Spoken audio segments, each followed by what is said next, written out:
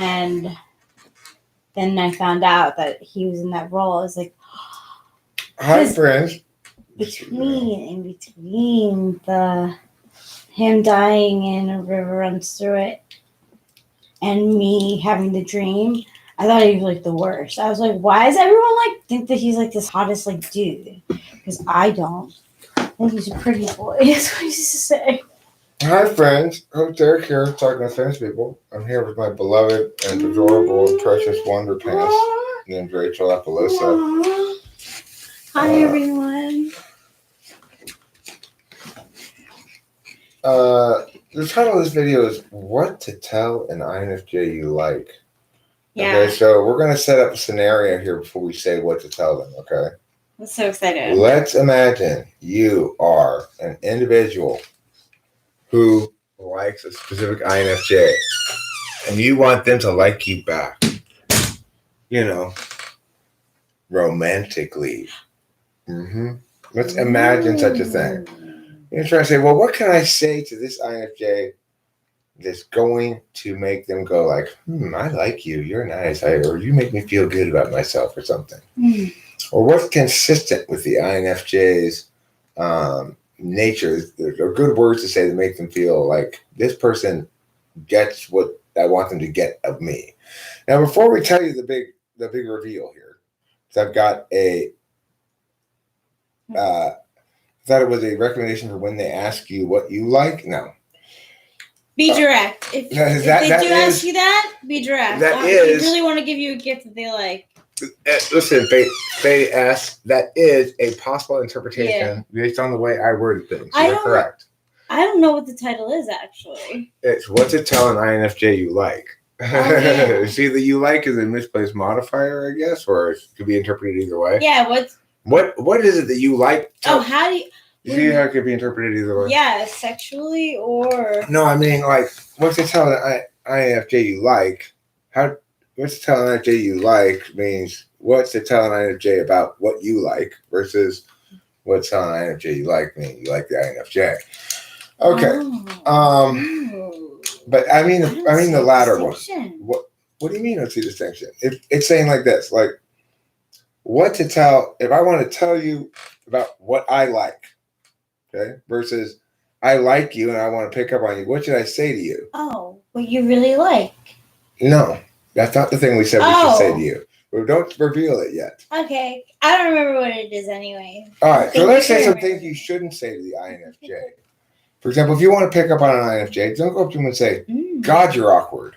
Probably not a good approach. No, I already know I'm awkward. And grilled cheese sounds delicious. Oh, bluntly telling them TE reasons to like you. That'll work. Oh my gosh, what would TE reasons? Like, I can provide you these benefits. What to tell an INFJ you like? First, INFJ you like. Okay, so things not to tell an INFJ that you like. I find you unattractive. That would be unwise to say that to an INFJ you like. That would also be unwise to say to anybody you like. People you like. Now, here's the thing. The equivalent thing for Intj, I've discussed before, and I'm going to tell you that first as I stretch out the excitement here and build a little suspense. What to tell an Intj? Tell them, there's nobody I've ever met like you before. You're so unique and different. Intjs like to hear that. Yes. Intjs like to hear that. So what we're doing now is what's the equivalent sort of ego bait? Oh yeah, I remember. What's the equivalent ego bait for INFJ? Now let's see if we can do some other types as we're working up to INFJ. What should you tell an INTP is very simple. You are the smartest person I've ever met. Only you can figure this out. That's what INTPs like to be told. You're so insightful. That is good to How did you do that test in such a short time? How did you finish that test? I'll never get this. Can you explain it to me? Yeah. God, you're so smart. That just be the torch is Is it round? Yeah, it is actually. I think it might be in like the kitchenette area. Ola is a generalist. Ola's the generalist. I don't usually use the torch on this one because it's plastic. Got some plastic parts to it. All right. So, how do you spot an ENTP female? You don't. And you gotta. I met one through a friend. It's too easy to mistake ENFPs as ENTPs. You basically got to test them. You got to TI test them. Because, look, ENFPs and ENTPs in general can be easily mistaken for each other. Yeah, they can. I'm not smoking out of plastic. I'm saying this part's glass, this part's metal, but this part's plastic. Yeah. And I don't want to get the big torch too close to the plastic. True that. Yeah, it's really easy to mistake ENFPs and ENTPs for each other. Or basically what's easy to do is to mistake ENFPs for an ENTP. There are a lot more ENFPs than there are ENTPs. ENTPs are actually There's much more quite rare. ENFPs than there are ENTPs. I met an ENTP female through an INTP male. But other than that, I'm not sure we would ever have met. Care Bear, blame COVID, okay? Yeah. My glass bowl for this bowl broke in the overhead shops are shut down, so I can't get them under the bowl. So I've been on my backup bomb. Yeah, it's my backup bomb. It's been treating us well. Okay, so what's another type that you would tell something like that to? You can imagine, like we did ENTP and INTP. They're easy to do. Yes. Are we telling ESTP? ESTP. What's the topic again? Like the ego bait thing you tell them. Oh, yeah. So if ENTP is, I never met anybody like you, you're so unique. ESTP. Here, I baked this for you. They really love baked goods. Honestly, I'm not joking you. If you bake cookies or like something yummy for an ESTP stomach, they will treasure you. Also, if you're talking to an ESTP male, asking them about whatever it is that they're particularly good at. Yeah, their sports. Their sport, be it puss slaying or an actual sport or whatever. Yeah, or like your interest. If like an ESTP talks about like this like mountain trip he like went on, like ask about that. But they do a lot of the stuff themselves. I'm not gonna lie. They're not so talky oriented, so like words aren't quite as impactful on them as they are on some other types. No, we haven't done INFJ and INFP. Let's talk about INFP. I think. INFP. I think you have to say like.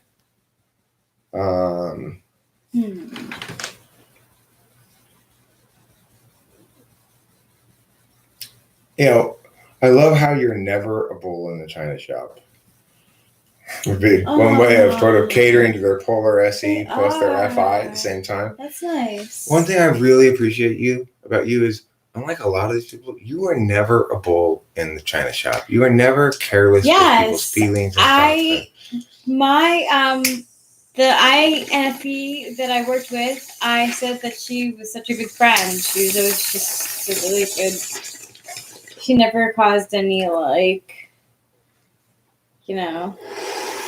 But here's the thing you tell an INFJ, and I was struck by this, the difference between what you tell an ENTP and an INFJ. Once again, for ENTP, you tell them, you're so unique, I never met anybody like you. Yeah. For INFJ, you say, never change. Now, it would be, if somebody told me to never change, I wouldn't necessarily take it as a compliment or like positively.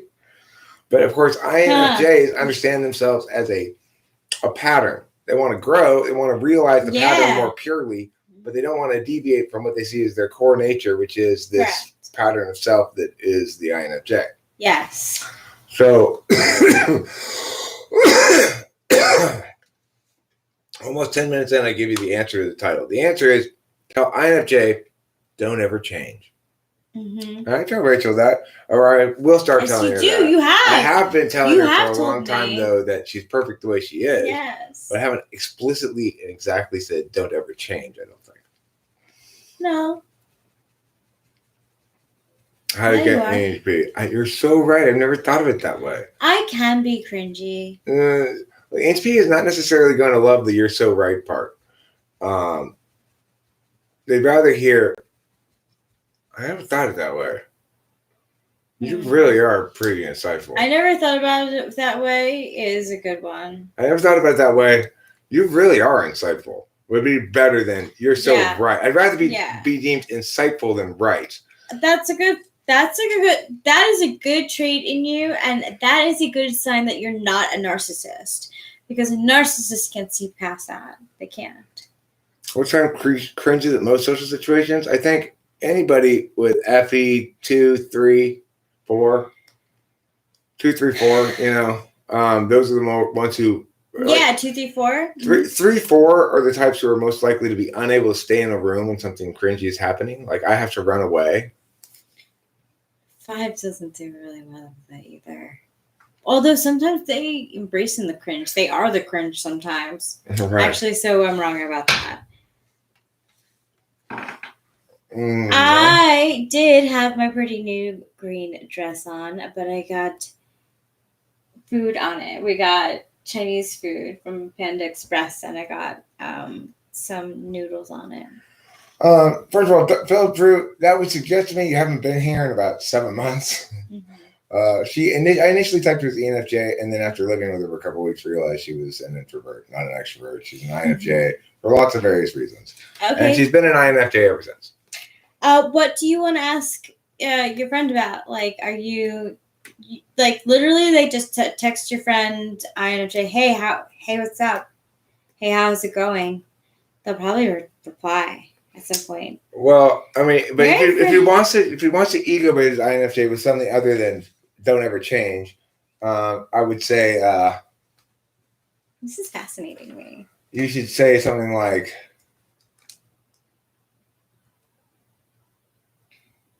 You always seem to understand what's at the heart of things, comma, Jimmy colon, and then question, whatever your question is. I do like when you tell me that I'm right.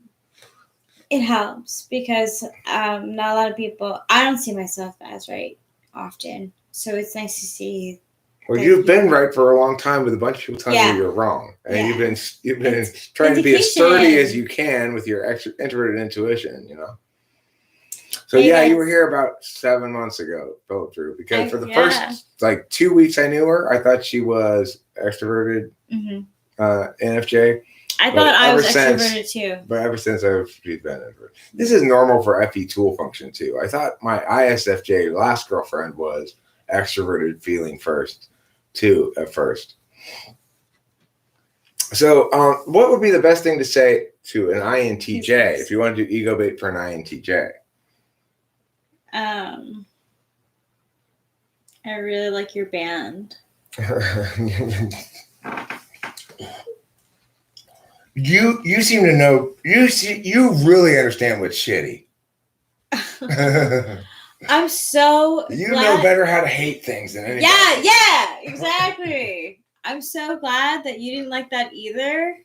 Right. What was that guy talking about? The cool thing is you really know what sucks and will let people know. I appreciate that. Yeah. That would be ego bait for an INTJ. For sure. Compliment their feelings. Your feelings are so shiny. Yes. Where's a right here?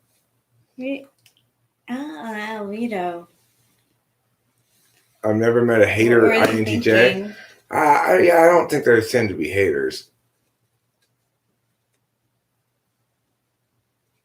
It is you know what? It is a stereotype that they have INTJ as what were they thinking, but I actually think that applies more to ENTP. I love this. There's a meme that says ENTP, INFJ, and it's like, what are they thinking? So it's cut in half. The guy's on top, the girl's on the bottom, the girl's on the top, or no, the girl's on the top, and it's like, I wonder what my ENT boyfriend is up to right now. And it's an ENTP guy with like alcohol in front of him, and it's something like why are sand just like little rocks or something like that? Like it's like some like arbitrary question that he like has to figure out. You can be that I do have some arbitrary questions that I ask myself sometimes for no particular reason. But I would say that I am in your thoughts. You're in my thoughts plenty. Yeah. Sure. But it's additionally the case that in any given moment, I might be thinking about, what was I thinking about in bed the other night? Yeah, like random stuff. It was funny. Oh. Because it's like, why am I doing this math problem? I know what it was. It was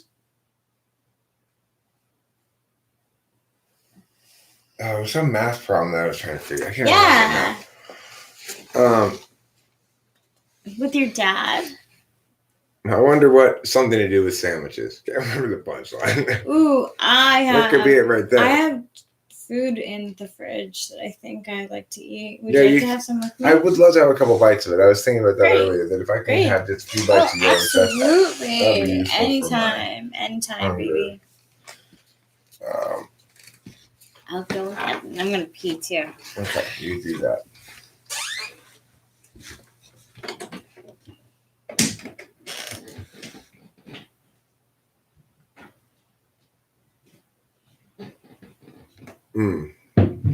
Did I get his math problem wrong about 1 over infinity? Well, infinity's not a number. Okay, well then it doesn't have an answer. Square root of 1? Is there such a thing? The square root of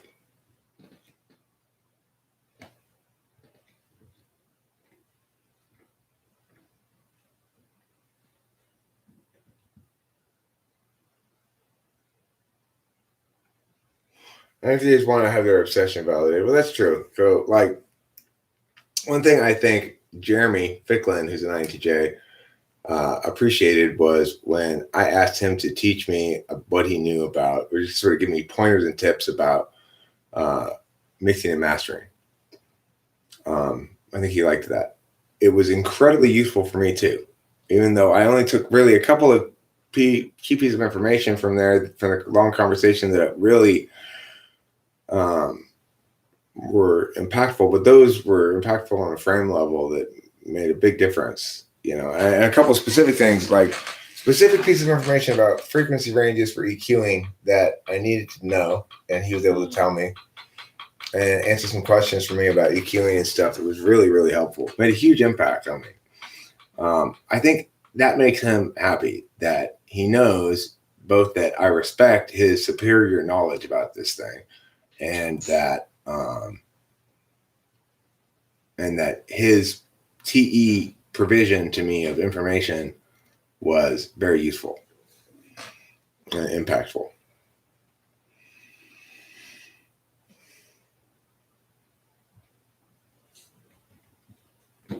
And ENFP likes me. Are they drawn to INFP for whatever reason, and why might that be? I like how logical they are, but I'm afraid of their multi-perspectival ability to dissemble my belief system. You could tell him that.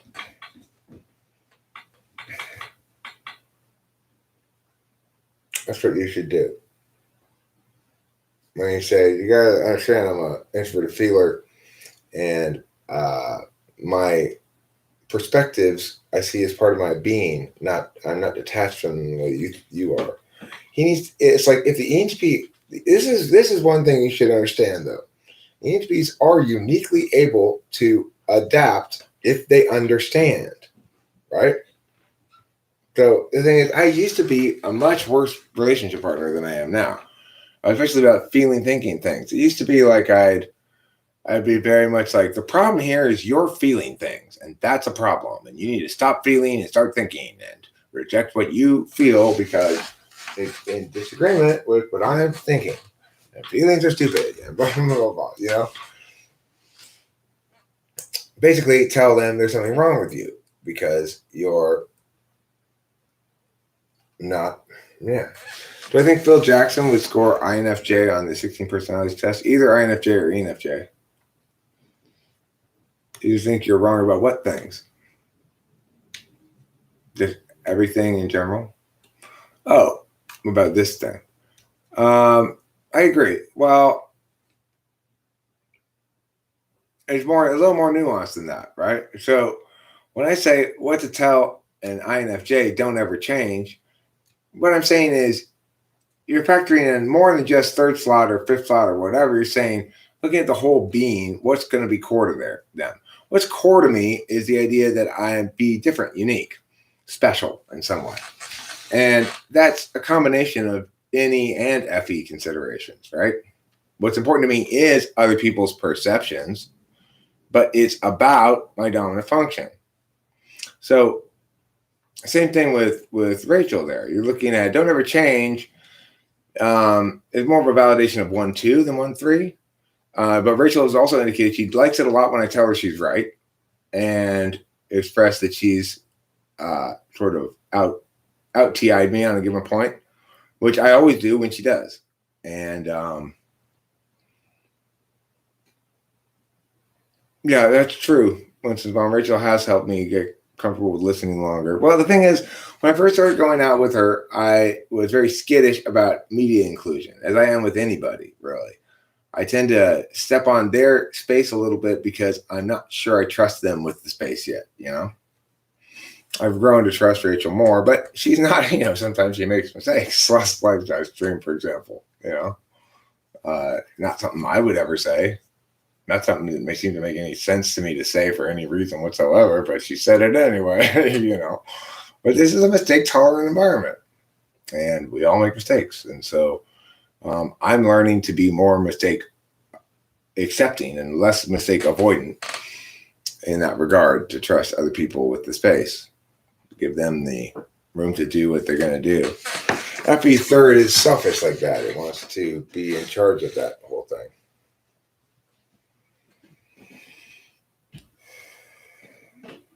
As an INFP, I'm having tons of problems getting along with my female INFJ friends. She takes everything I say as being wrong and doesn't take my feelings about things as valid. How do I handle this?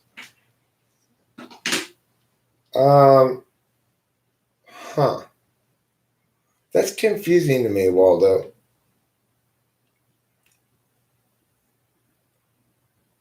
Okay, well, what do you mean she takes everything you say as being wrong?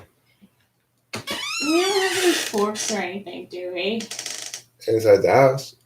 Okay, so I forgot them. There might be chopsticks in the drawer.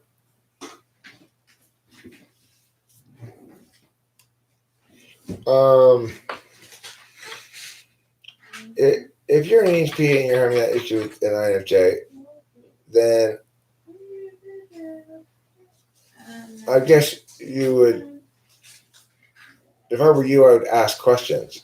Ask more questions, listen more, make fewer statements. Let conversations end with you playing the role of the INFJ, asking questions, hearing responses, and not responding to those responses, but instead asking more questions. And then just let that one conversation sit there.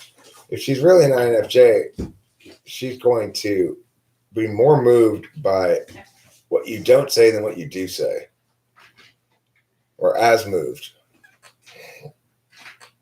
ISTP, INFJ sounds like the perfect relationship. Well, I mean, I think it was a close miss for Rachel in some ways.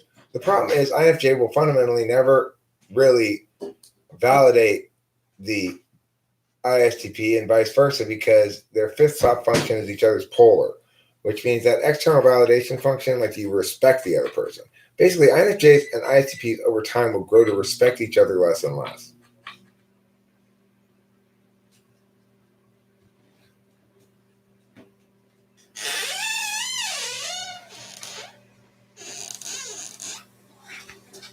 Hi, beautiful. Hi. The other thing, which is mom, is don't underestimate the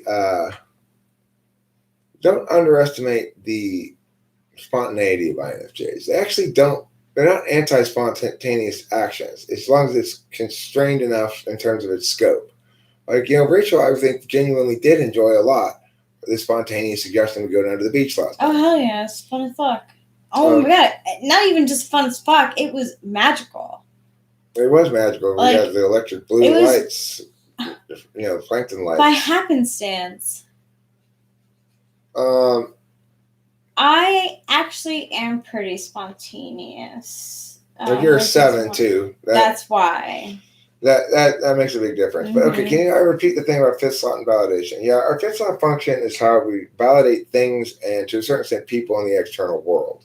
So, for example, but in reality, we're more likely to, on a surface level, disrespect somebody with the fourth slot, where our fifth slot is, than disrespect somebody with the seventh, where our fifth slot is. So, for example, I'm going to find ESTP and ESFP in I sometimes unacceptably upholding of the truth. And it will cause me to not respect those people. For example, Trump. I don't respect that person at all because of his relationship with the truth. If my significant other has a problem with truth over time, what I consider a problem with truth, such as my ex-ESFJ wife, who over time I realized I couldn't really rely on her words. She was giving her impressions and sort of fluffing it with details to make it more tell the story she wanted to tell. And it wasn't that she was a liar exactly. She just didn't understand how truth worked at all. She's polar and I. And it caused me to respect her not very much. I never said that, I never thought of it in those terms, but in retrospect, it realizes when I'm kind of cringing and going like, hey, that's disrespect. I had not intentionally disrespect, but it's indicative of disrespect. I had that with my activity partner too, the disrespect. He used to roll his eyes at me all the time, and I would stop. What did she do? Well, she tells stories about something that she and I were both at, right? And she'd fluff details to make the story better.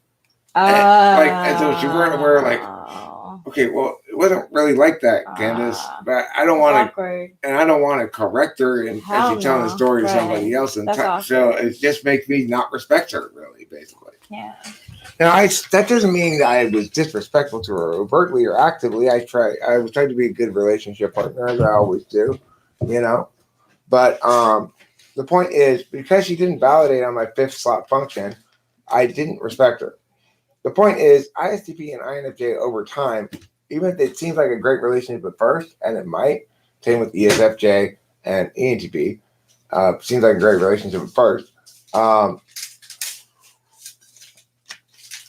The fact that your ignoring function is their polar, not the same thing as demonstrative and polar at all. Demonstrative and polar works great because they're shitty at it, and you can always demonstrate it easily enough. You're used to demonstrating it, and you don't like it anyway. So it's complementary.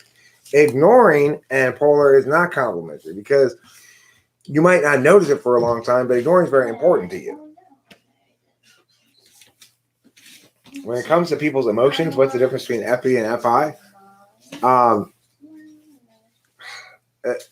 Look, introverted feeling is paying attention to the emotions that arise from one's own attachments, losses, gains, etc., one's own interests.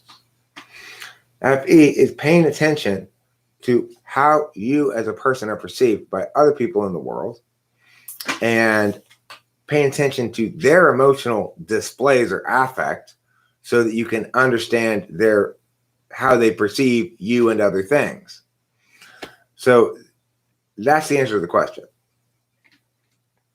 They're different kinds of attentional manner. FE is an interface manner that necessarily assumes the system is responsive, namely that if you say something nice to the other person, you'll see if that impacts them correctly, like you anticipate, and makes them happy, or maybe you triggered a specific nerve. Like, hey, I like your hat. Are you saying that I'm bald?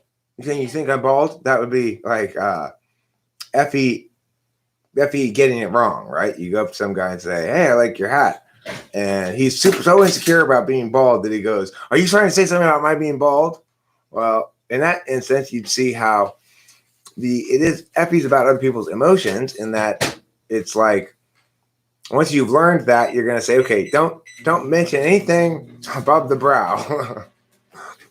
But the thing is, the feeling itself, when you're using extrovert feeling, note you are not paying any attention to your own feelings, except insofar as your display of feelings impacts others' perceptions of you.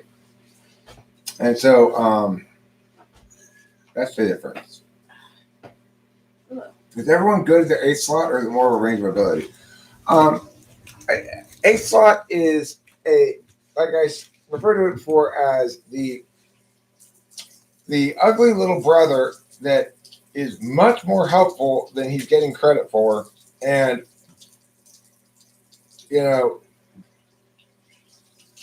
like, I don't respect extroverted sensing as a general attentional manner set of values, but it's actually super important to myself that my extroverted sensing be allowed to proceed unimpeded on autopilot, which means I don't like to be pressed on extroverted sensing. I don't like to be pressed to do things that I'm not ready to do yet, or make decisions when I'm not ready to make decisions. Would you like this? No, I just eat whatever. Yeah, I just need a few bites of food. Sure. It's okay for it to cool down though. Just whatever you don't eat, I'll eat. It's fine. Okay.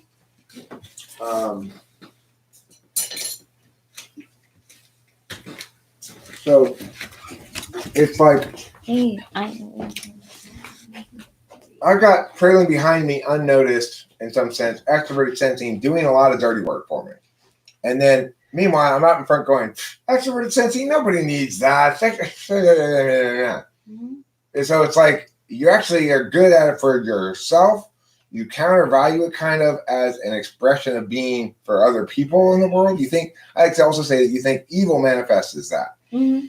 So the evil is like, what are you trying to do? Could you help me? Could you sit down and I'll get you the table. Thank you. Thank you. Tepolar. I'm going to call you Tepolar. Tepolar is short for T.E. Polar. Let me turn this light off.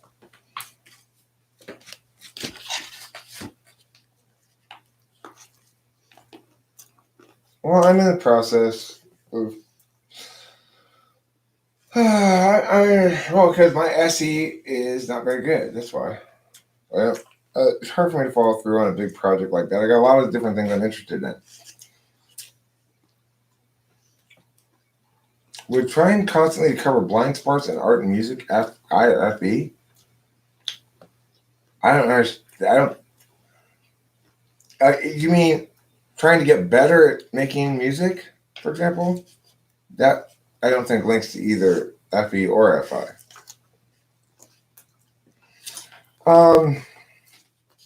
It's fairly fleshed out. It's not absolutely complete, but certainly I could make a complete enough book about it right now that would be a satisfactory first. I would like to edit it. Thing, yeah. I would like to edit. Sure, I've got the document. I'm very good at progress. that. I'm also good at highlighting like important things. Cool, super. I mean, look, you guys can see the thing I'm working on currently. I've got several documents in progress concurrently that I could combine into something, etc. None of them know McFarland, but it's a good question. Excellent question. That should be the goal, right? As above, so below. So like none of them and all of them at the same time. Right. Exactly. Rachel nailed it. It's none of them and all of them at the same time. Because ours is a land of mysterious wonder. It is. Like, why am I having so much trouble with this chicken nugget?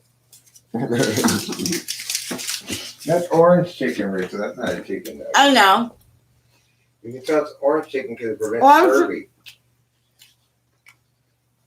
It was mostly just me trying to figure a word for the thing I was trying to struggling with. Hot? Mm-hmm.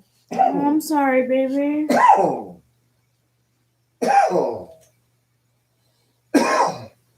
Want a drink?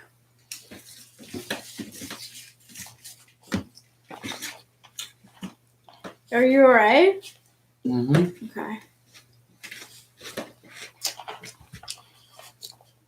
Because the steam made me cough. Ooh. That's hot. No understanding. Well,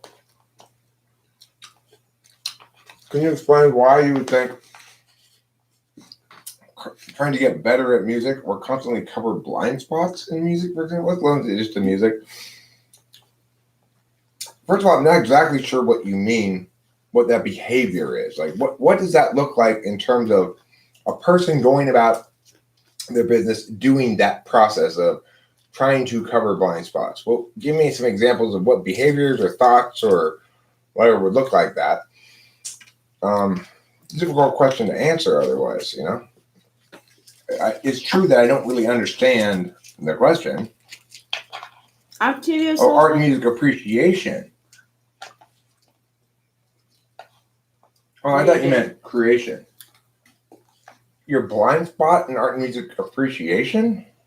I mean, you mean like good shit that you've not seen yet? Wanting to always see all the good shit you might have missed? Is that what you mean by that? Or I don't know what you mean by blind spot. And Untitled Chapter, if you're experiencing overwhelming rage, I highly recommend that you feel the overwhelming rage. Like, deal with it however you feel is best for you. Like, some people color with this coloring book, some people do yoga, some do scream, some people throw shit. Like, I would say engage in it rather than ignore it, but move on from it too. I just go, whatever. Yeah. What can I do about it? Say la vie. All I can do is talk on the internet about it. When I get mad, I talk on the internet about it. That's what I do. Mm-hmm. Well, I do every time I get mad. I talk on the internet about it. That's a good way to do it, I'll tell you. So that's a very healthy way of expressing your anger. Is write a long anger comment. Yeah, very long anger comment. Mm-hmm. It's a great way. I journal. And I scream. I've screamed in the shower and I've screamed into pillows. You know what? That makes me wonder about that. Is it possible that ESFPs are good for other ESFPs? Possibly. My cousin Ryan is getting married to a girl named Kelsey who's an ESFP, and they're adorable.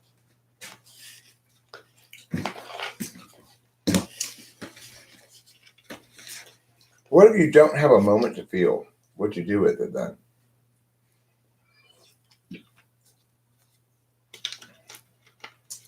Yes?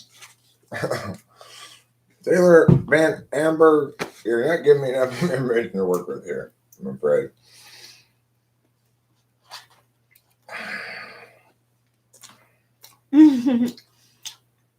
Baby. Whenever I hear the numbers 369, I always think of Damn You're Fine, Dude, Get Love, that song, Get Love. To the window, to the wall. All the lyrics is 369, damn they're fine. There's a couple in the anime Bacano that is ENFP woman and ENFP man. It really seems like the ideal relationship. Well, you can do that in anime, not in real life, I don't think. Yeah, that's... I mean, I don't know. I wouldn't want to be with another ENFP as a romantic partner, for sure. Friends. I know from talking to a couple of ENFP women, or ENTP women, that there's not any kind of chemistry. You know, I met another INFJ at Trader Joe's, and we had fun. Like, we had a nice night, like, walking and talking on a pier, but, other than that, it was just, bland. Who's going to be the childlike enthusiasm that dispels the general sort of malaise of the universal knower? You know, the universal knower has this kind of malaise that the world's just as it is, and we're sort of stuck with it as it is, and we can make little changes, make a big difference, but we have to be very attentive to. Somebody's got to shake things up a bit. This orange chicken is the ish. The ish.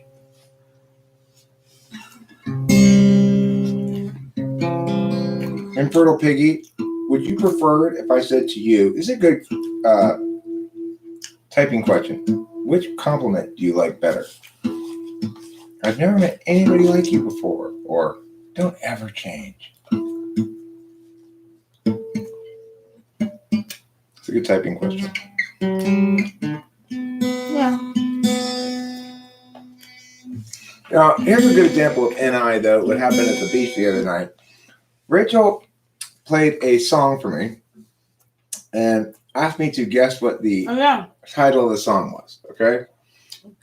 Now, the song's a long song that's about various things. I don't know. I wasn't really following along exactly with all the narrative of the song or whatever. But at some point in the song, it says the words Los Angeles. And she gave me no clue. She just says, guess what the name of the song is. I played 20 questions. I said, okay, first question. Now, the chorus, though, is definitely not have the word Los Angeles in it. It only has the word Los Angeles in the song, I think, one time, maybe, or two times. I don't know. It's not and it's not in the chorus, like I said. So, anyway, and the song's got lots of other words besides. So I said, well, is the title part of the song lyrics? She said, yes. I said, is the title Los Angeles? Mm-hmm. She said, yes. Yep. Now, why was I able to NI that? Well, because we were parked in a very Los Angeles spot down by the beach, looking out across the bay. You could see the Queen Mary in Long Beach. I did not choose that, by the way. That just happened to be on. Right. Okay. But that adds to the magic for me anyway. And additionally, I could conclude that if she was asking me that question, it probably wasn't the most obvious thing, which is the main part of the chorus, right? Mm-hmm. So Stuck on a Feeling is called Stuck on a Feeling because it's the most memorable part of the song. Mm-hmm. Stuck on a Feeling. The song wasn't going to be named like that, I intuited, or she wouldn't have asked the question. There's no reason to ask the question, what's the song? What do you think the song's called? And it'd be the obvious answer, right? Yes. So what's another reason why she might ask it is something that's factored in. And a bunch of other factors like where we were, what we were looking at, the moment in general, and stuff we talked about before. And I just, it was NI for a collective compilation of a bunch of different reasons, none of which can be reductively deducible, as a single cause. That the answer was Los Angeles. Yep. And it's not a popular song. It's not something that you really hear. It's not a song I never heard before. Mm-mm. It's by St. Vincent, and it's called Los Angeles. But that's an example of introverted intuition, right? There's a bunch of disparate clues that some of which are universal, for the fact that she wouldn't ask me the question at all if it were the most obvious answer. That's a universal sort of intuition vector that I'm using, right? Mm-hmm. And then there's some of them which are particular. Well, where are we right now? Mm-hmm. That might link to this question and so forth, Yep. You're a single parent, so I don't always have a moment to feel. Sorry to hear that, Alma. Alma's away. She's got kids today, so she doesn't always have a chance to say how she would feel personally. The children are always spilling jelly onto the floor. They hear it all on. She's got to clean up. Now her knee. Cleaning the floor. It's sticky and wet. Get down there and cleans it up with her brush.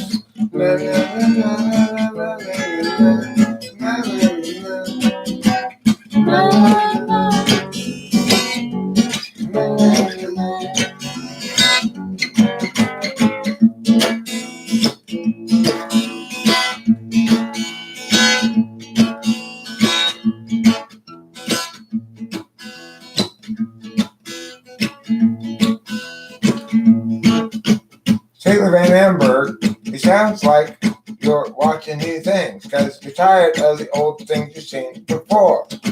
Perhaps that says more about your relationship with SI than your FI or FE. But we'll see. I don't know.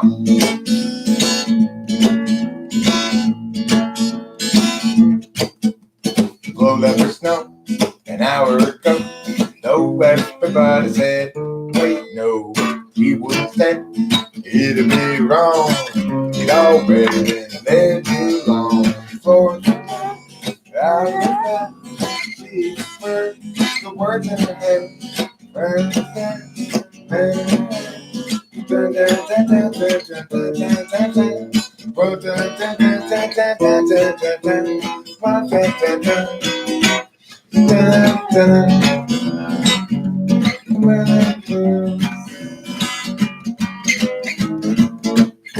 That's a good song.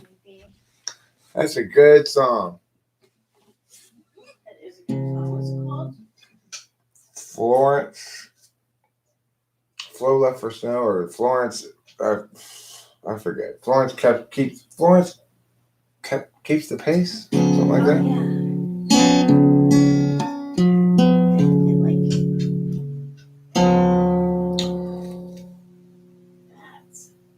Zero has a thought. Zero has a lot. Zero has a plot to get to margarine state dots. He's got a good idea for an engine business, thinking now about what to call Christmas. When they hire his firm to change that name, Zero thought he'd be chance enough to return to the work left rough. He'd get back to it eventually. But his vision's fired up, and his plans wouldn't stir up. All the work started off so hopefully. And now I'm back on the business, thinking of changing backlist to listless. So how all the people will shout his name. And Gerald knows he understands everything on my mind. He won't provide explanation regarding the why and how. He'll steal you, I know you, from inside your heart. Exciting, delighting, Gerald plays his part. But Gerald still knew too much to do, and he dropped time in the underview. Too much to rebut, when, how, and what. Too much time spent making this deal with you. Gerald has a thought. Gerald has a lot. Gerald has a plot. Get the margarine, stays two spots. He's got a good idea for an engine business, thinking out loud what to call Christmas. When he hires his firm, change that name. Gerald has a thought. Thanks, Rachel. You're welcome. It's been a while since I've heard that song.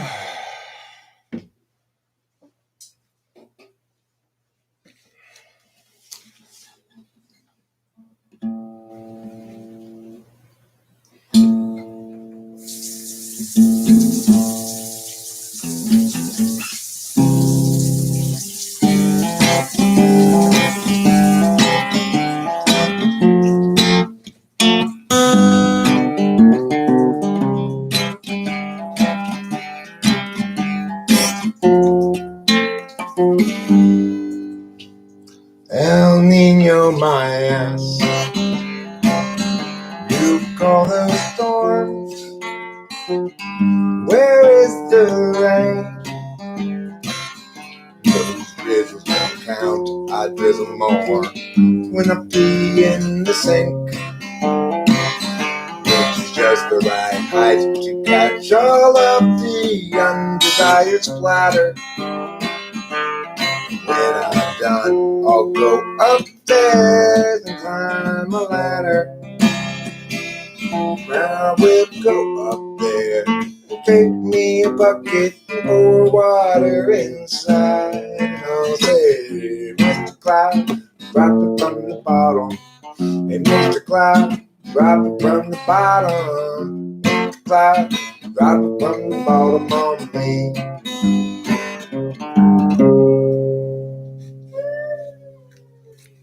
Thanks, everybody.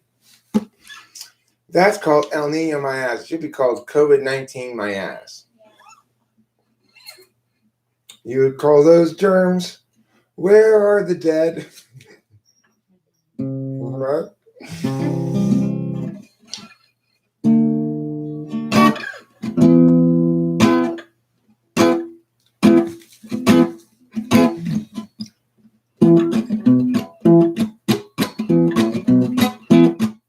We need to know inside a soul. We need to see possibility. We need to bend happenings down by some need to judge a logic to life. We live by simply unlike it, for which we'll really burn. People everywhere gather up to enemies, outrage that tile, the missing sign. How do they set the priorities? These falling backstabbing entities into win, I make a misery, not necessarily in the savage ways. Indulging our sin misery, we're stuck in such petty larceny. We all partition the rectitude and call it destruction of the whole damn world. We have our limits. Hoping to be will do. You have plan. We just can't share things like they do. She always thought that she should have bought you when she had the chance to buy. She forgot about shouldn't know about. Will she ever call that? She'll die. People everywhere, now take that power of the sign. They set their priorities. Things falling back, seven with the knee. Into where I follow necessarily from the stage ways. Indulging cause of misery. We're stuck to keep such petty larceny.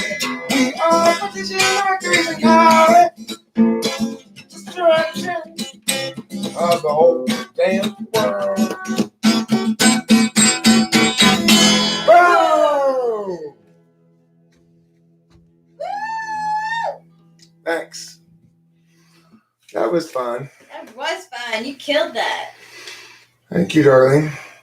Stabbed it with your sword. You're my wonderful, precious, forever woman. Thank you, baby. I'm taking any advice on the label of my bobby pins. It said, for a wavier look, put in like with pins, like wrap up with pins, like in the olden days, like like when we used to set their hair. Good idea. I wish I had written this song for you.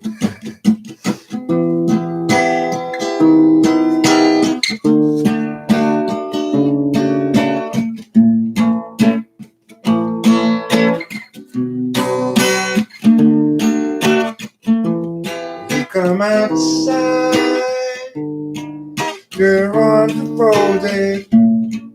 I'm getting scolded for playing again. I wanna be as much as I can in terms of the man you want me to be. I got to do what I got to do. I'll include you in everything that I can. Cause I'm your man and you're my girl. I mean my woman in this world. You are the one I will be with till my dying day. Yeah, I'm your man and you're my girl. I mean my woman in the world. You are the one I will be with till my dying day. I want your belief. I want your belief. You want my attention. I've got convention going again. I wanna be as much as I can in terms of the man you want me to be. But Kimberly, please don't be mad at me. Though I made this song, cause I'm your man and you're my girl. I mean my woman in the world. You are the one I will be with till I die. 'Cause I'm your man, and you're my girl. I mean my woman in the world. You are the one I will be with till I die.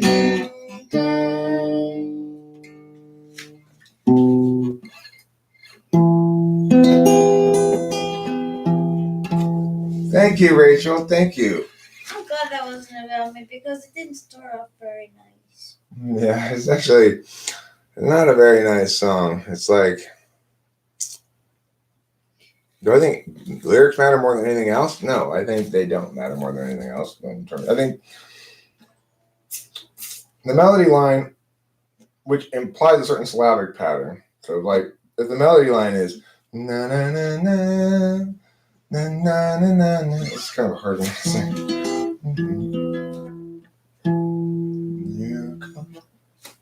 You come outside. That's how it goes. You come outside. Your arms are folded. Getting scolded for playing again. Like that, you know? It's like, I'll have the melody line has to be na na na na na na na, right? But I'm talking about songwriting. Yes, lyrics matter a lot. Lyrics may matter that much in terms of selling it and stuff. In terms of it's like you can have something that's very successful as a songwriting song before you put any words there, so to speak. I want to stress that. Like, will it ever be finalized without the words? No. But a super well written song will sometimes attract multiple sets of words to it. We all have heard people sing the same song to some children things like Three Blind Mice is the same song as something else. Itsy Bitsy Spider. Itsy Bitsy, no. Three blind mice, three blind mice. What's the same as Itsy Bitsy Spider? Itsy Bitsy Spider went up the... Wait. Three blind mice. No, a lot of these songs are. There's a lot of. Hot Cross Buns. Oh, Hot Cross Buns and Three Blind Mice is the same song, right? Different lyrics to the same song. So a song's identity isn't really tied exactly to its lyrics. Although, sure, that is possible to start. And the thing is, I've started songs in all these different ways. I've started them with lyrics first, and then, for example, the song Spud Brow Spree started off as a poem that I wrote, and then I made it into a song.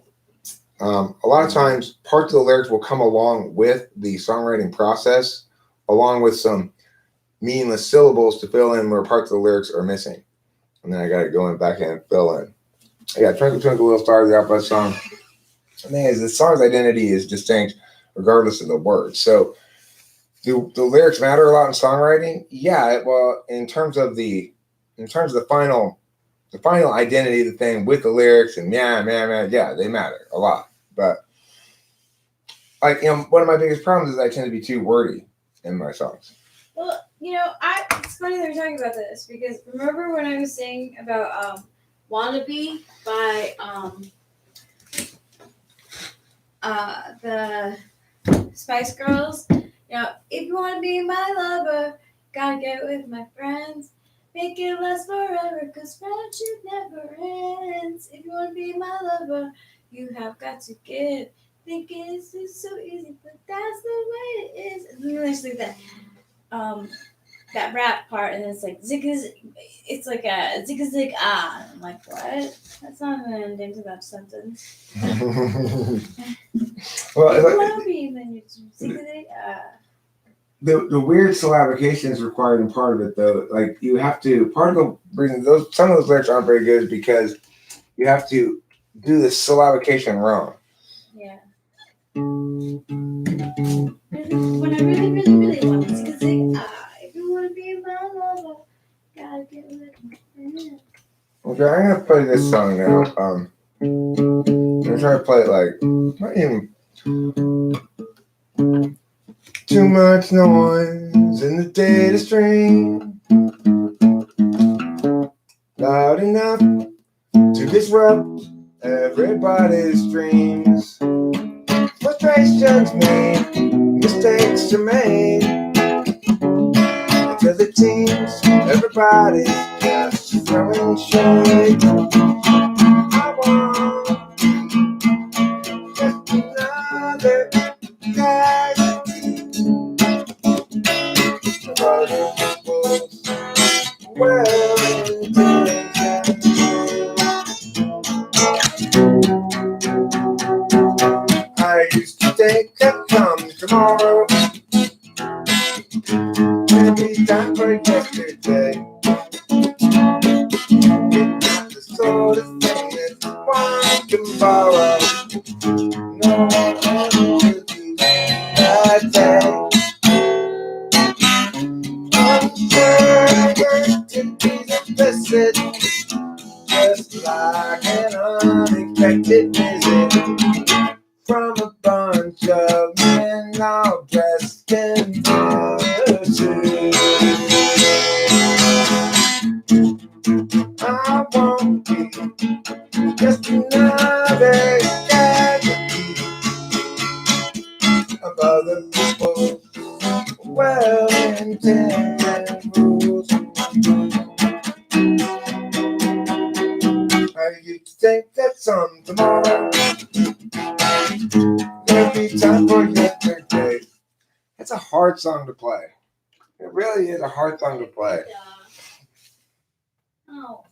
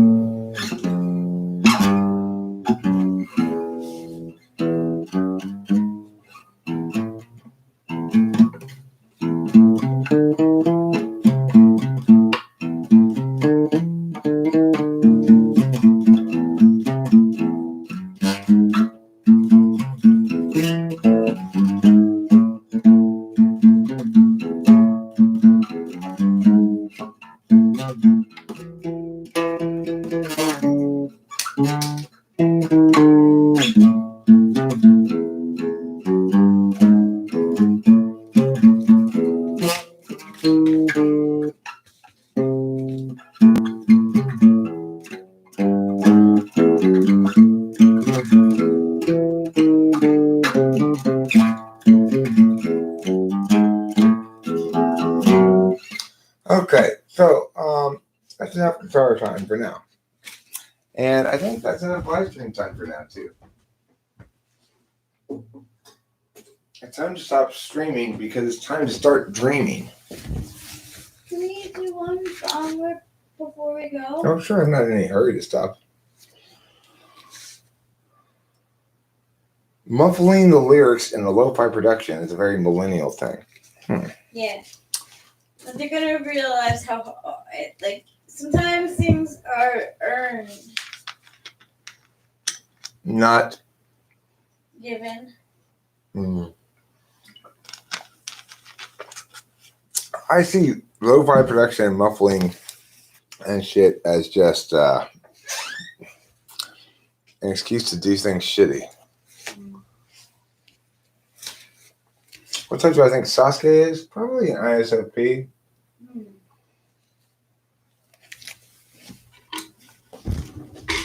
I've always wondered. It could be an ISTP, I guess. Yeah, you don't get to see a lot of him. He's not very talkative, that's for sure. He's not. But I would say probably ISFP. Could be ISFP. Thank you, Octavia Silva, for loving it like McDonald's. That's a lot. I would like McDonald's like too.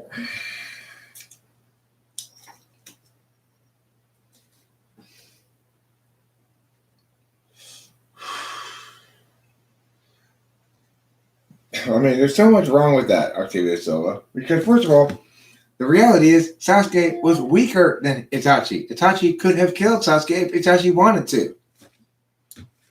He said not to. He always decided not to. His whole big plan was to basically follow the Leaf's murderous plan to save his little brother and give his little brother the power eventually, and tell his little brother to stay on the good side. Be a good person, yeah. So it's just, oh, how wrong. Can ISFP be talkative? Not really in person. They can be in text. I've seen lots of ISFPs who chat lots of chats. But they tend not to be, well, they're not very talkative in a back and forth kind of a way. Like, you don't really, they're not ideationally active. But they can be responsive to you, I guess. A couple days ago, I cried to Lana Del Rey's "Young and Beautiful." The lyrics got me to me for some reason. The sounds were what did me in. That song in Great Gatsby worked really well, I thought. I'm not familiar with that song. So Rachel bought the weed today, and she bought us some Skywalker OG. She's treating because we're celebrating tonight. What are we celebrating? I went and got my lab work done today. Yeah. And so I was getting my lab work done. I said, you know what I'm gonna do? I'm gonna call the doctor, even though my first thought when I got my lab work done was, all right, now it's gonna be a few days for them to at least a few days for them to get the results back to them. So I'll call him in a few days and see if I can get my prescription refilled. I thought, you know what? He's not really waiting for those lab results. It has nothing to do with the Adderall prescription. He just wants to get my lab so he can give me a checkup, basically, and make sure, I'm okay. So I'm just going to call him and tell him, well, I finally got it done. It's done now. I did today, and they'll be sending it to you. But you refill my prescription today, now, before you get the results back. And they did, so I got my prescription today. I'm a little bit enthusiastic, but I only took 2 when I got it. I only took 2 pills, which is a good way to not get too thwacked out. You seem to be enjoying yourself. Yeah. I'm a good level of thwackage. That's interesting, the generals. That would make sense, though, right? Because if you're NE polar, the things that Eric was trying to convey would sound differently to you. It takes ISFPs a long time to process stuff because they're trying to process it with their feelings. And these words that I'm saying have absolutely no link to anything that you feel anything about. So it's not native to your frame. The only way that has anything to do with you feel about is to the extent that it's a description of you. I engage in lots of abstractions like I just did right there where I said, okay, well, to the extent that it's a description of you, then it would link to F5, but it wouldn't link to F5, and you're like, what? At that point, it's so divorced from anything you have any feelings about that it's just totally non-native to your implicit frame. I knew an ISFP who was talkative. I think they can be because they are when they are instructional. So like my ISFP, like our therapist would bring in her dog and she would and the dog was really talkative. Show how the dog would, do tricks and circles and stuff. And she was happy to talk about that. But then we would go on and move on and do our projects and stuff. Yeah. Nicholas Watson, I have that too. In fact, in California, it's 3 times a year for Adderall. So I get already smudges those boundaries for me as much as possible. So I try to be a good patient, and I appreciate my doctor. I respect him. I like him. He's a good doctor, and he gets me. I feel like my doctor gets me. Even though he's an ISTP, not a supervisor, but I still feel like he gets me. That's one thing I will say about your supervisor-supervisee relationship. The supervisor does feel as though the supervisee type gets them in some way, right? And you get the other person. You feel like you understand each other, right? In reality, there's less understanding than it seems like, you know? Well, I think, in my opinion, like, when it serves a purpose, like, when I worked at the camp, it was for, like, it was civic center, so they would get a lot of their money from, like, donations and stuff. And because I was there, me and an ESTJ teacher came up with, like, other ideas that, like, the kids could do, and there's one tech program that we brought into the camp. So the ENTJ director brought in, the people who from the county who donate, saw that we were working with technology stuff, were really impressed, liked that I was there because I was an English, like a white Spanish, also Spanish speaking person there, and he's like, I'm gonna ask for like 100,000 from them. They really liked the thing, so I was like, go for it, But then he couldn't remember my name after. Is he ESTJ or ENTJ? ENTJ. My coworker was ESTJ. The ESTJ is racial supervisor, right? And ESFJ is your supervisee. Is that right? ISFP, ENTJ is my supervisor. I supervise ESFJ. Yeah, supervisee, correct. Oh yeah, ENTJ is your supervisor. Yeah, that's why he never remembered my name. So we had that transaction in a business transaction. We like knew our roles really well. We played really well, and we were able to get got a lot of funding. But at the end of the camp, appreciated your value. Yeah. Right. And I couldn't appreciate his either. But you understood you felt like you understood each other. Yeah. Like, I had no problem. Like, truthfully, they didn't have money to pay me at the end, and he wasn't going to hire me back. So I was like, you know what? I'm just going to go then on good terms. Yeah, that's good. Yeah. And he would definitely write recommendations. He was like, if you go to Nassau, he was like, you can, use my name, of course, like, no problem. Like, he thought the work that I did was great, but that necessarily, like, I wasn't the best for the job.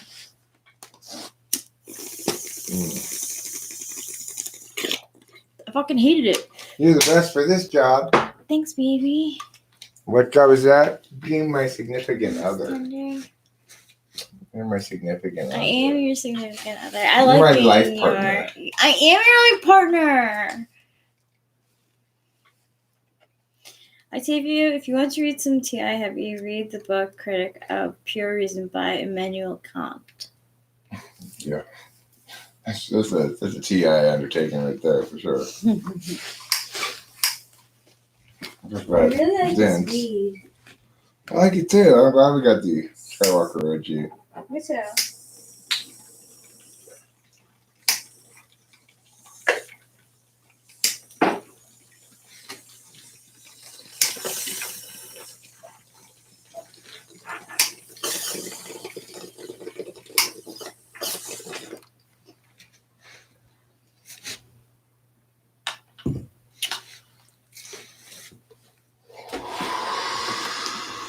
I'm going to do one more. Celebration. I don't know why I'm in a celebratory mood.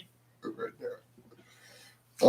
Because how things are good and we're happy and life's moving along. Yeah.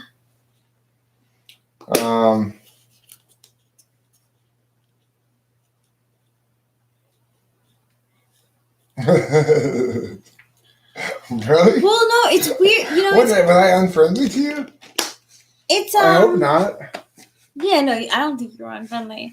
But it's funny that you say that because I had a best friend who was an ENTP, and she worked alongside an ISFP during when they were working on rap music specifically. And when they gelled, they really gelled. Like, they inspired each other. But then the ISFP tried to give the ENTP advice on, like, how to like make it in the business. And the ENTP was like, do not tell me how to do anything because I know you're wrong. Like, so they got into a fight, and I don't know if they're friends anymore. But it's just, misunderstanding, really. Well, we're technically conflictor types. The thing about conflictor types is, as conflictor types go, ISFP and ENTP don't have a lot of active conflict. We're just always on a different page. It's like, different page-itis syndrome. It was obvious for him that there's no connection. That's interesting. That's such an FI thing to say. I mean, it's such an FI thing to say.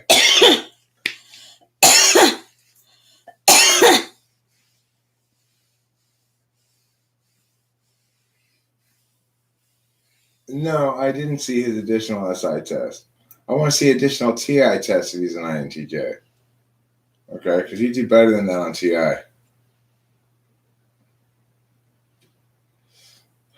Thank you, Ulterior NR. I believe I'm the most clear example of an ENTP as well. Yeah. I agree with you. Aww. Yeah, because you're mature and you've been through a lot and you hold yourself accountable for things. It's a lot for an ENTP to learn. Well, but he's just saying I'm a good example of somebody who's clearly an ENTP. Yeah, you are. It's hard to dispute that. People try sometimes, but it's hard. It's a good question. Yeah, Mujin, I don't know the answer to that. I don't know the answer to a couple of questions I get asked fairly often, which is one question I don't know the answer to is type genetic, or is it determined before birth or after birth? I'm not sure. It seems to me it's determined very close to birth, but maybe not right at birth or before birth. I'm not sure. Another question people ask me is, why are there more whatever than whatever? And I don't know. Are you upset about the generalist?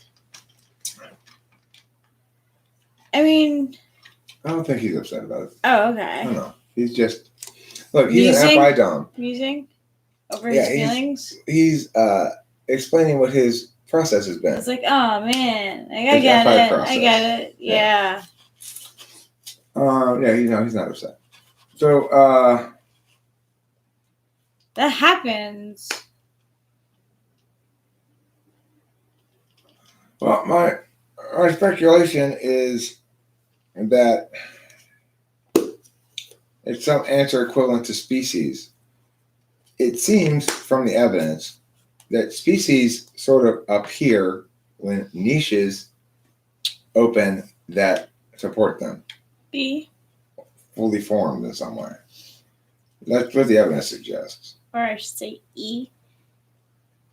Eric? Yes? Do you mind if I turn off that light for PP? It seems to be bothering her a little bit. Yeah, sure. Do whatever you want.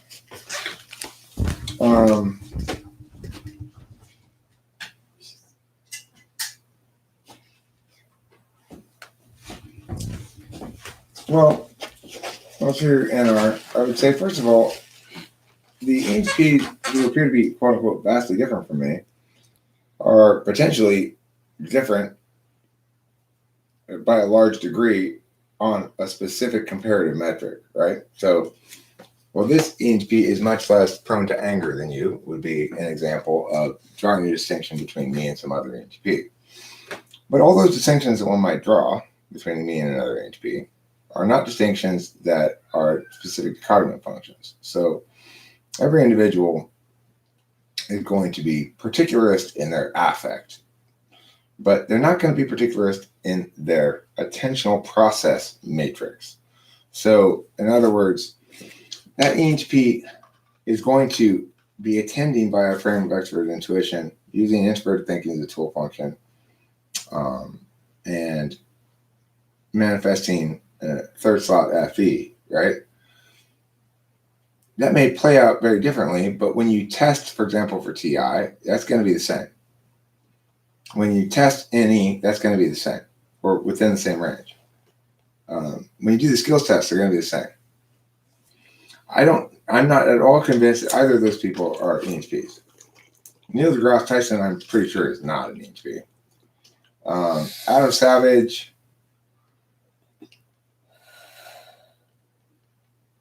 might be an SFJ. Who's Adam Savage? He's from Mythbusters.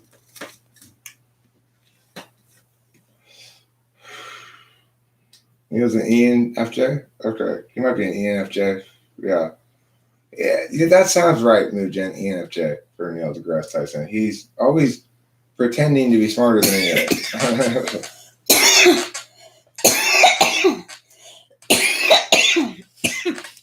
All right, let's do some eye All right, tests. Taylor, Van, Amber. I'll give you a basic NI test. You're going on a first date, and the girl says, let me pick a song to play. And she puts on Call Me Maybe. What do you think? Good taste in music, bad taste in music? Kind of person, what does that tell you?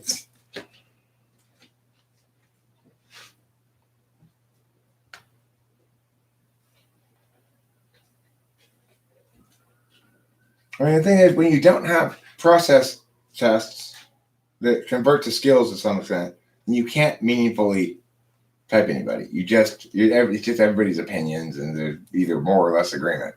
You got to have something falsifiable. Like, if you claim somebody's an ENTP and they can't pass the TI test, they do shitty on it, they do really shitty on it, they're terrible at it, well, then you know they're an ENFP probably.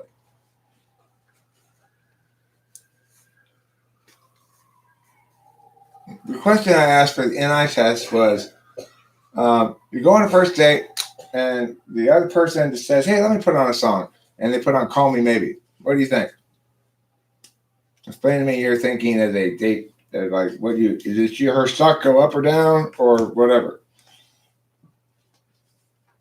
Why do you need to ask me something and then see if we can get the answer? Oh, that's a good idea.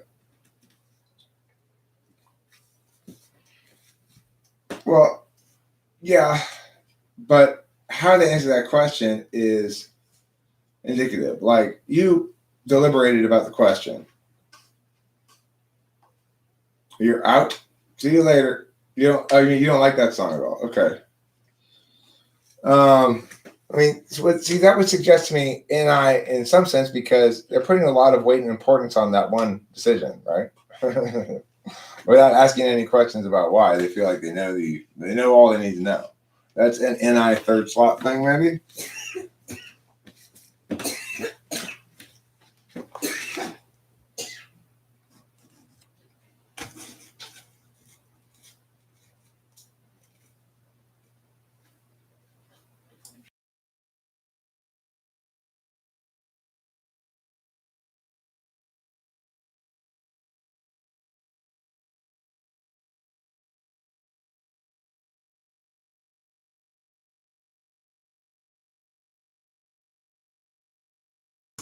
All right, here's another question I want to ask, which is another sort of NI question.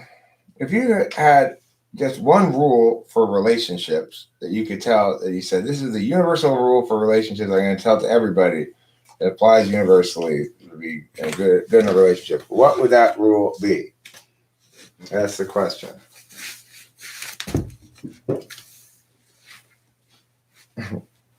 Good. So your Taylor Van Amber says good, has concluded she's basic though. So again, that's what I would call overactive lower slot NI, because it's drawing too much conclusion. It's drawing too much conclusion from her taste in that one song. I love that song. Am I basic? I'm not. This doesn't make me basic, no. Right? It still can be considered. That doesn't sway your opinion on it, though. Right. Always be loyal. That's a very FE answer, Waldo. It's a very ENFP answer. I do believe in loyalty. I definitely do. Let's see That's what what other we people's gotta answers are. learn. Before we tell your answer, though, let's see what other people's answers Yeah. are. So Rachel gave me an answer to it.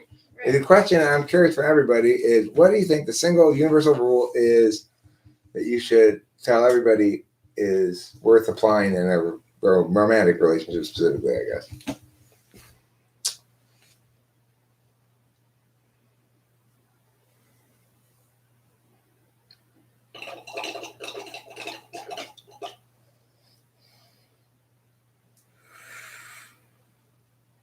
And the thing about it, I want to go back to the question about what I think about Benjamin being typed as an INTJ by Isaiah Rude because of more SI tests.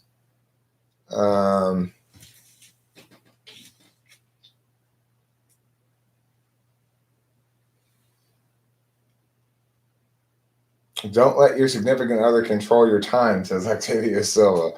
That's a very ISFP answer right there. I think the generalist would agree with you.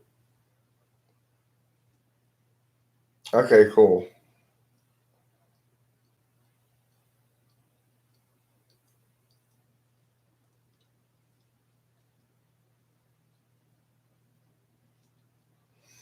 I mean, Call Me Maybe is not basic. It's actually it's a really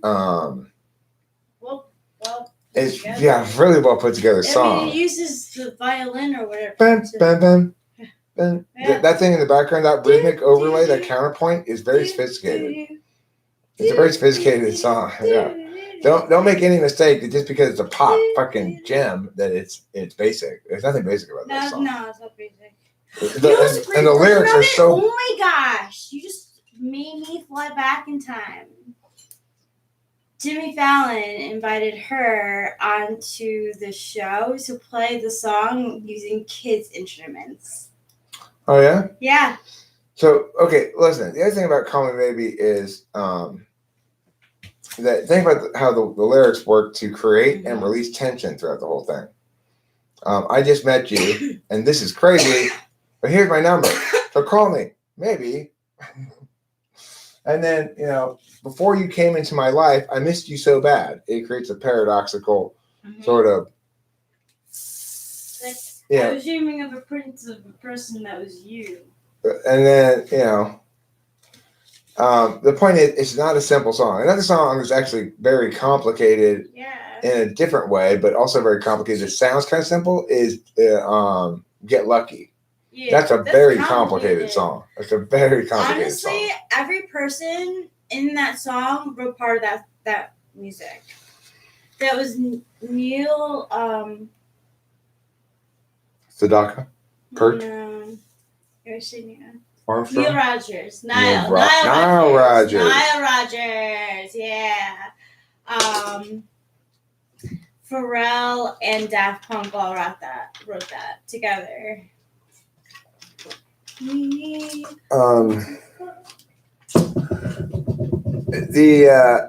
So any other answers for the universal rule? Anybody want to throw out another answer for universal rule? The only answer we've heard so far is Waldo's, which is always be loyal. INFJ advice for relationships? Is that what you? Well, I'm giving other people a chance to chime in their thoughts before I say yours. Yeah, I want to hear too. What would mine be? You have to be attracted to each other is a good rule. A really good rule. It's a rule I didn't really obey before. I didn't used to obey it, but I'm very attracted to Rachel.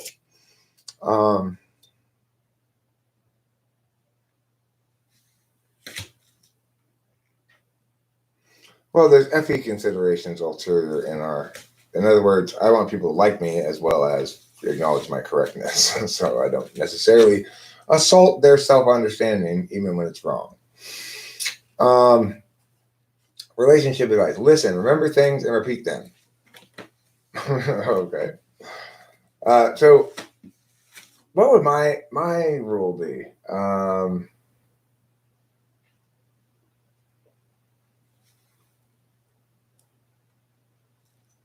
Always be accountable.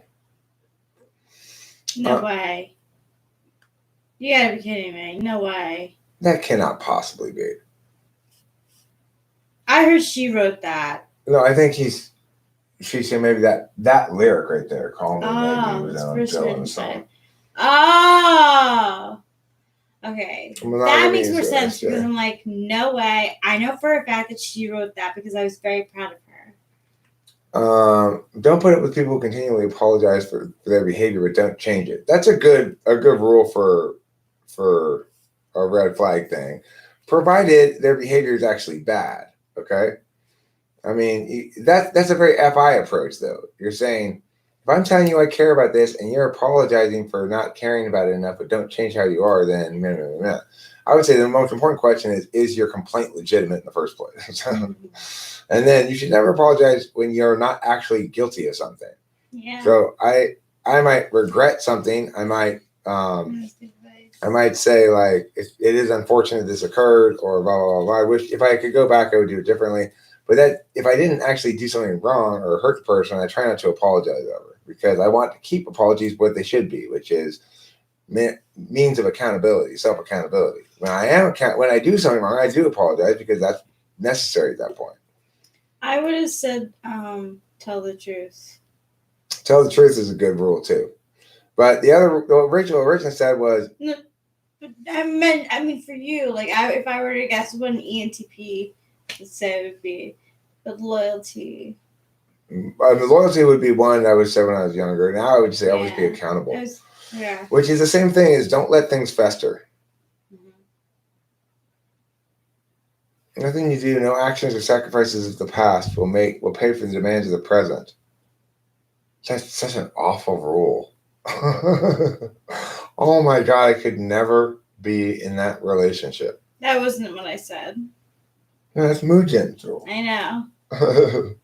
There was a parody version. Never mind. I get you. Okay, you got fooled by the internet. I read things differently than, like, that's always been a thing with me. And, like, words, sometimes I jumble them and say them in, like, a poetic way that makes no sense.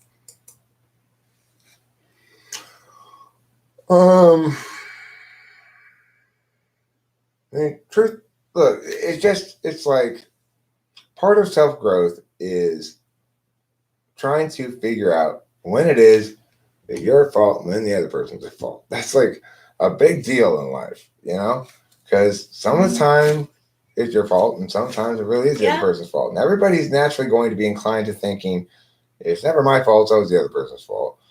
But that's where growth comes, is learning to be honest about that question all the time, or as much as close to all the time as possible. Forgiveness is important too. Forgiveness is hugely important, but accountability first, then forgiveness. Of course. Right? There's no Don't just apologize to and then expect that that's like just the only okay. Like, right. No. There's no forgiveness without accountability. Disingenuous. Yeah, disingenuous apologies won't do. I mean, the thing is, I always have to know that the other person is understanding and on the same page with me about what should be about a thing. And so then I listen to them say words until they're saying the right words. True. Some people never say the right words. Rachel always we are on the same page and we just had a momentary wave hit the boat. Wave hit the boat. I freak out. Yeah, wave hit the boat for sure. I freak out. I am a 7. Fear is part of my dichotomy. Yeah. So. And Rachel goes, "Oh my God, that wave hit the boat. Is this boat gonna sink? Where are the life jackets?" And I go, "Hey, I thought we were a teammate on this boat, but I'm not really playing fair because she's really saying, a wave hit the boat. Is it gonna crash or die?" I get scared. No. Our boat's fine. I know, I love our boat, and that's why I get scared too. The boat analogy sure is useful. I use it all the time. Because we said this time also that it was just my leg out of the boat, not me all the way. That was significant. Where's a cup of coffee you had earlier? I rinsed it out and stuff like that. Or which cup did you use? The FedEx. Okay, cool. I'm gonna have some coffee too. I'm gonna have some coffee with my mouth. Cool. I'm on medication now too. I am sleeping. Like sleep affects me a lot. Like if you were to question my parents, like they would definitely say that I was a brat as a kid, and a lot had to do with that. Like I wasn't getting a lot of sleep, and then I'd be bratty from it. I'd be tired. Oh, thank God my car's here. Oh, hey. Achievements fade and errors accumulate. Errors do accumulate in relationships. That's why you gotta be careful. Okay? That's why they call it a relation boat. I think Louisa is on the INFJ boy next to it. What? And Burr Piggy, 10 points, at least 10 points for that. That's just boom, bam, bing. I've never heard of that. Relation boat. It's just a joke. It's called a relationship. Get it? Like a ship is a boat. That's good. That is good. It totally blew over my head. At first it escaped me too. I just thought, oh, that's funny. Put relationship is relation boat. But then I realized, oh, ship and boat, they're synonyms. I think if you never think that it's part of your fault, then you don't really grow. Like, I definitely had that in me as a teen and in my 20s, that, like, it was more the other person than me. And I had to learn that now. It's both people in a relationship. Well, true, Octavia. So blaming yourself too much will severely affect your own mental health as well. That's why you have to be objective. Mm-hmm. You have to have a clear metric. And over time, I went from too much blaming the other person, and then I actually finally swung the other direction with Kimberly. I was really blaming myself too much for a long stretch of that, and eventually I came out of that and realized, okay, I've got to be objective. I can't let my areas of low self-esteem or insecurity allow me to internalize bullshit narratives. Abstract emotionalist art, I don't know what that is. It sounds like random nonsense. That's one of those words things it sounds like. Random nonsense. What do you think about random nonsense? I think it's a good way to get out emotions. Oh, right. If you have an INFJ that you like and want to get on them or whatever, we're talking like ego-based statements. The example would be for ENPs. You tell them, oh, you're so unique. I've never met anybody like you before. Oh, yeah. They haven't guessed it yet. The thing for INFJs, I did tell them, I think. Oh, you did? Yeah, it is don't ever change. You stay the way you are. For a relationship, is be kind to your partner. That's a different question. He would ask about the title if you just got here. The title of the video is that. What do you say to an INFJ? Yes. I'm sorry. What was that answer? It was, don't change. Yeah. Stay who you are. Don't ever change.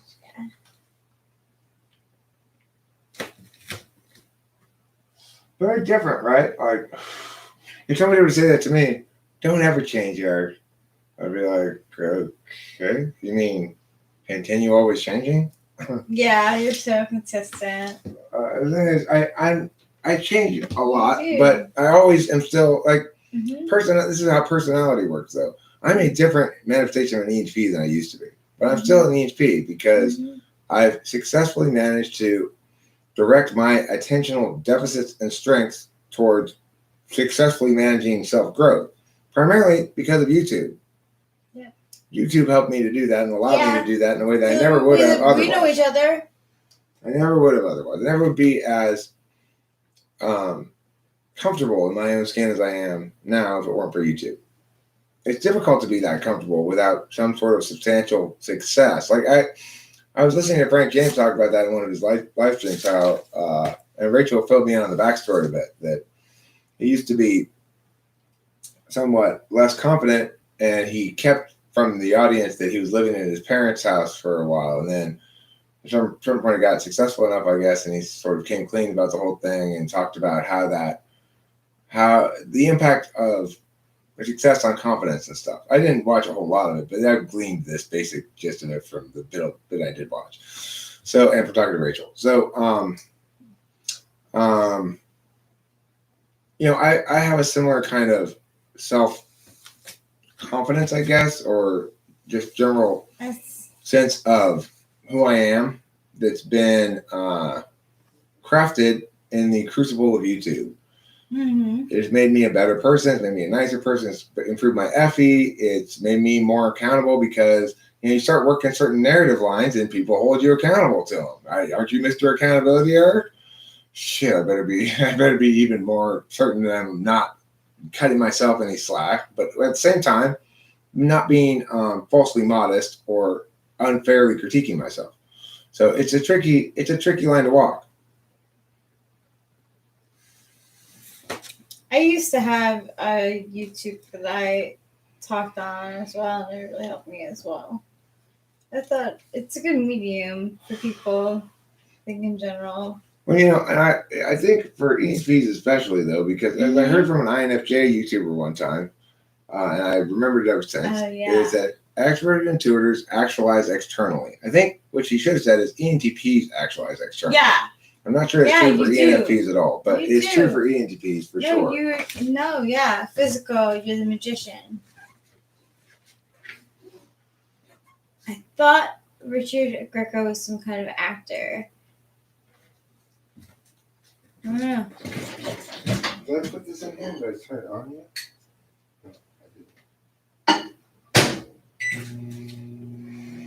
It's never going to get hot if you just let it sit in the microwave. Sometimes that happens.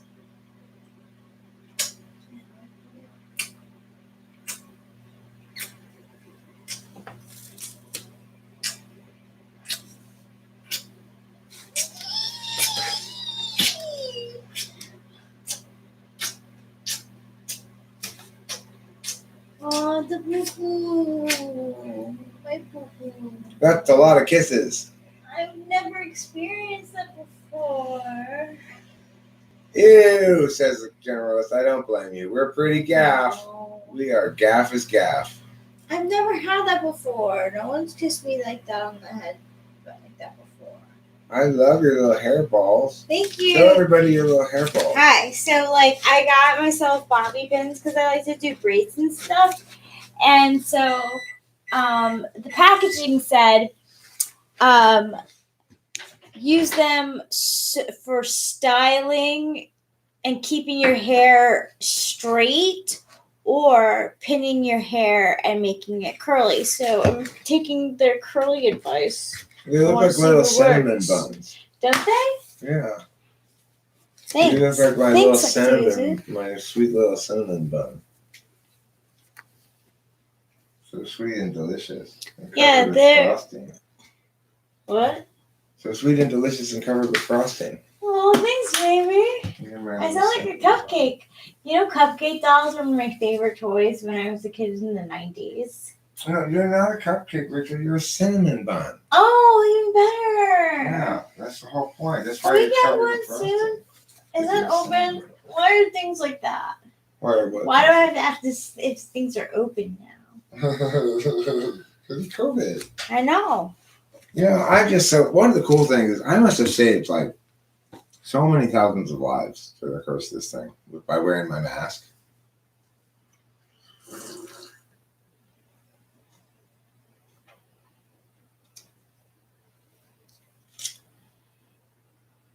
Well, I guess it depends on what you mean by exceptional. He is exceptional. He stands out.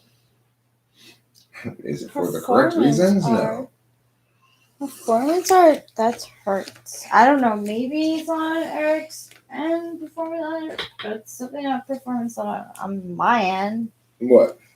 Like what the generalist was saying. Yeah, performance art in the sense that we're doing performing arts. It's like, this is performance art. He says it at its finest. Social, yeah. It's not an insult. Yeah. Not a diss. This is what I was doing with my ENTP friend.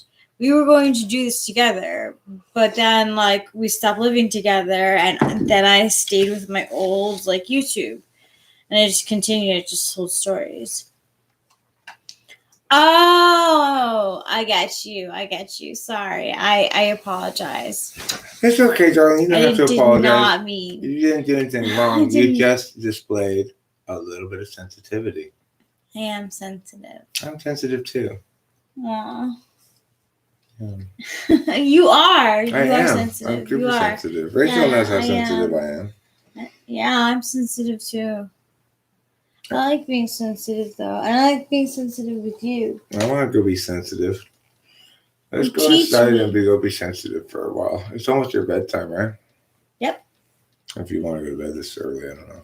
Probably if you're feeling awake, they're not trying to say go to bed. No, I am feeling it's heading towards tired. What time did we get up today? 12. Right. I came back from my lab thing. Yeah. Read my comment in Taylor and Boz instead. Again? Okay. I will go read it again.